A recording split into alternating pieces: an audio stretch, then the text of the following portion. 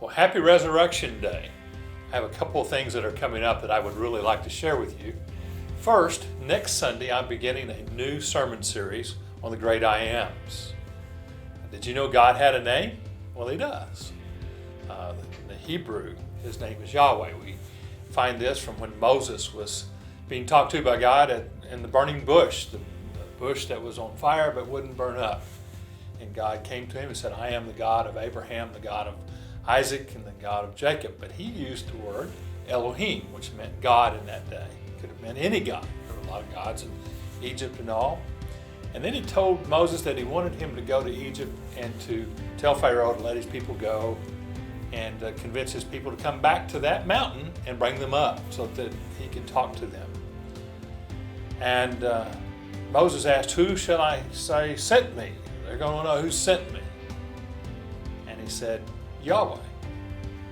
We know it with the Latin translation more Jehovah. He said Yahweh, and it's been translated I am that I am the one that makes things happen, I am in being. A lot of ways translating, but in other words, He's the one that started it all, He's the one that is, and He's the only one. That name Yahweh is so sacred that the Jewish folks would not say it because they were afraid that they would take God's name in vain. In fact, when I take Hebrew classes, which I do over with teachers from Jerusalem, when we come to that name in the Bible, we don't say it. We insert the name Adonai, which means Lord, instead of Yahweh, because it's so sacred they don't even want us to say it in class. But Jesus takes that over because He is the great I Am, and John talks about Jesus using the I Ams, and he says all kinds of that. I am the bread of life, I am the good shepherd, and he's got several of the I Ams that he uses where he connects to that name. And we're going to look at that over the next few weeks, and I'm excited about that series to bring to you. Hope you'll come because I think we all need a God who makes things happen.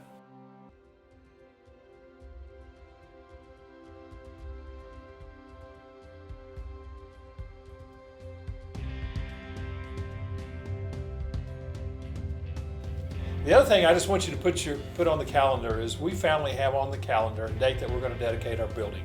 We've been meeting here for several months, but because of COVID, we've decided to put it off. And hopefully in June, COVID will be about gone, and we will be able to dedicate our building, our Grace and Glass Baptistry, and the Nancy Walker Choir Room that day. And I hope you'll plan to be here. We're going to have dinner on the ground. It's going to be great.